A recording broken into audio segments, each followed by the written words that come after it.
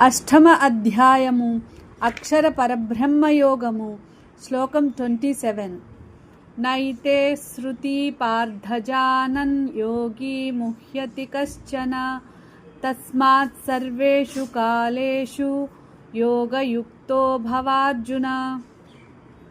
తెలుగు తాత్పర్యం. ఓ అర్జున, ఈ రెండు మార్గాలను అనగా దేవయానం మరియు పితృయానము బాగా తెలిసిన యోగి ఎప్పటికీ మోహానికి లోను కాడు. కాబట్టి నీవు ప్రతి కాలంలోనూ యోగంలో స్థిరంగా ఉండు. హిందీ तात्पर्य.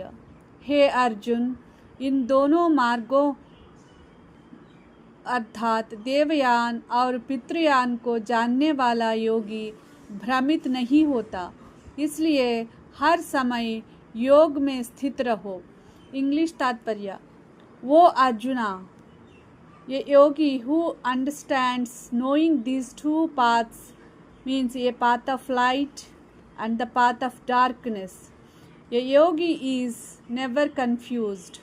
Therefore, be steadfast in yoga at all times.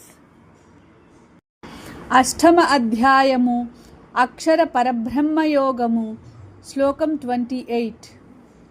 వేదేషు యజ్ఞేషు తపస్సు చైవ దానేషు యత్ పుణ్యఫలం ప్రదిష్టం అత్యేతి తత్సర్వమిదం విదిత్వా యోగి పరం స్థానముపైతి చాద్యం. తెలుగు తాత్పర్యం. వేదాలు, యజ్ఞాలు, తపస్సు, దానాల ద్వారా లభించే పుణ్యఫలాలను అన్నింటినీ అధిగమించి యోగి పరమస్థితిని పొందుతాడు. హిందీ तात्पर्य. वेद, यज्ञ, तप और दान से मिलने वाले सभी पुण्यों को पार करके योगी परमस्थान को प्राप्त करता है. इंग्लिश.